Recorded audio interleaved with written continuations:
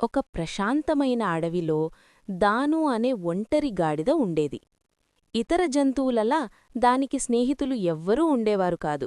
జింకలు దానిని చూసి పారిపోయేవి, కోతులు దాని పొడవాటి చెవులను చూసి నవ్వేవి, పక్షులు కూడా దానికి దగ్గర కావడానికి ఇష్టపడేవి కాదు. ప్రతిరోజూ దాను పెద్ద పెద్ద చెట్ల మధ్య ఒంటరిగా నడుస్తూ ఎందుకు ఎవరూ నన్ను ఇష్టపడరు అని ఆలోచించేది. ఒక వేసవి మధ్యాహ్నం అకస్మాత్తుగా అడవిలో పెద్ద మంటలు చెలరేగాయి. పొగతో అడవి నిండిపోయింది. అన్ని జంతువులు భయంతో పరుగులు తీశాయి. కొన్ని చిన్న జంతువులు పొడిబడ్డ నది దగ్గర చిక్కుకుపోయాయి. మంటలునుంచి బయటపడే మార్గం వారికి కనిపించలేదు. దాను వారి భయాన్ని చూసింది. ఎవరూ తనకు మంచిగా ప్రవర్తించకపోయినా అది ఒక ధైర్యమైన పడి చేసింది. దగ్గర్లో ఉన్న చెరువుకు పరుగెత్తి తన మెడకు కట్టుకున్న పాత గుడ్డలో నీరు తీసుకువచ్చి మంటలపై పోయడం ప్రారంభించింది.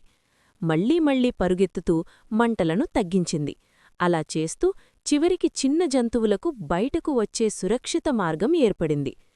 బాగా అలసిపోయి బూడిదతో కప్పబడిన దాను నేలపై కూలిపోయింది.